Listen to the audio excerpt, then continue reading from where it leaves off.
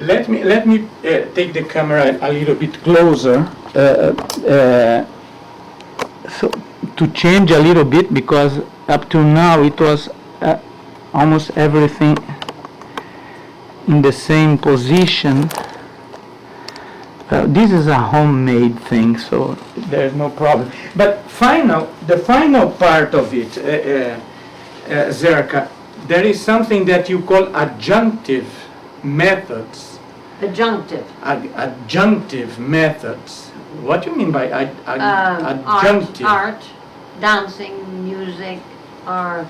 Those are all adjunctive methods. Adjunctive method. You can even use the dream figures for the art, for instance, or let me see what your world was like in a drawing or in a sculpture, or all this.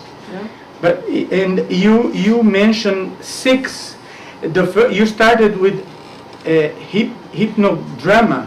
Yeah, that's doing psychodrama under the process under the hypnotic process. I was hypnotized once because I was working on my phantom limb, and I saw for the first time my phantom limb under hypnosis. Visually saw it. So then you do psychodrama while in that state. Well, then you have psychodramatic shock. Yes, my husband did that with a patient who was being very wild. And he stopped her. That's kind of a shock. Stopped her. And he said, "No, you've been doing this now for weeks. You can't do this anymore." So he shocked her out of it. Out of that wild, hallucinatory phase. Because she had been worked on it for weeks. He said, "No, that's no longer relevant. Stop." And there is also a psychodramatic shock therapy report in one of the early journals of sociology, how he worked with a patient on shock therapy. And it's also challenging them to change their behavior. Now, then we have a third. Well, I'll tell you how I did psychodramatic shock. There's a young man, psychologist, who brings his younger brother to me because he's a terrible problem. He lives with his parents, but the fact is that his parents are aging and they're moving from New York to Florida. They've sold their house in which the younger brother lives, who's very dependent, and they are moving in 2 weeks to Florida. And he has refused to find another place for himself. So I said, "All right, I understand. It's now 2 weeks from now, your parents have gone. You're standing on the street with your suitcase.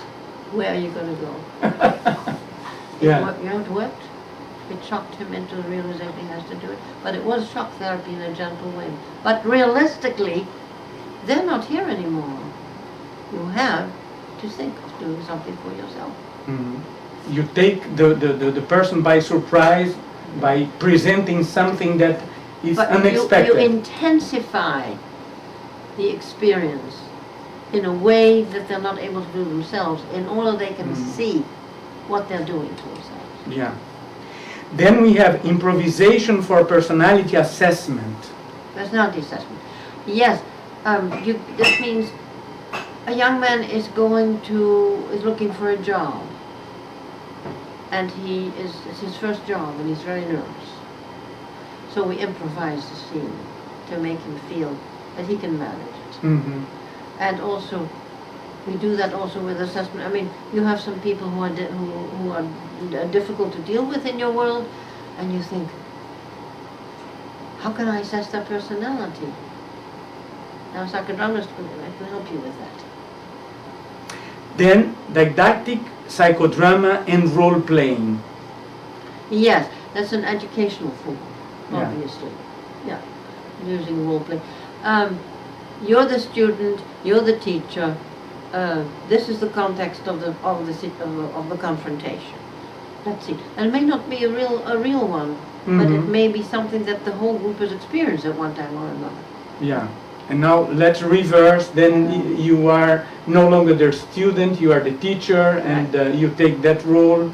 Yeah. Fine. It's taking a role other than the self, but it's reality-based. Then there is something here, psychodrama combined with narcosynthesis, LSD, Oh yes, etc. that's using the various drugs. Actually, it didn't work with LSD. Narcosynthesis is when they used to put people under medication. Mhm. We had insulin shock. Actually, we found that the more medication you use, the worse it is, the less of psychodrama you can use. Mhm. But there were some people who were trying to do that. And then finally, from your list, you have this family psychodrama and family therapy. Yeah. Well, you saw the article I showed you. Mhm. Time, reality, space, reality, and the family.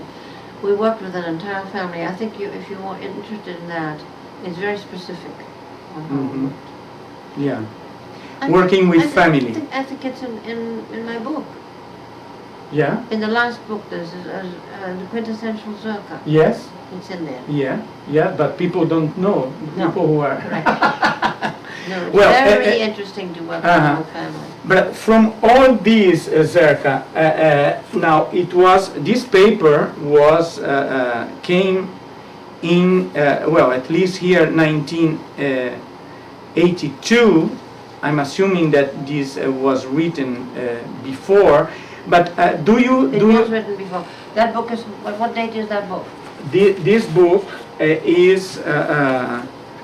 was done in copyright 1964. Okay. And So it was done in 64. yeah. And there's so many copies. Sorry, 69. 69. 69. And what does it say there on the monograph?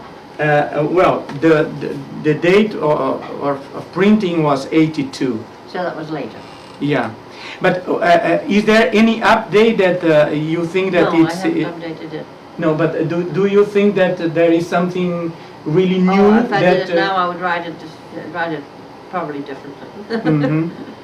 Use some of the same ideas, but describe them differently. Mhm. Well, that's it. So, to end this, if not yet ended, so how we could end that video? Yeah, on what? How could we end the final part of the Okay, video? well, all I can say is I'm not assuming you can use all these methods. This is strictly for teaching purposes. Mhm. Yeah. Right? Good?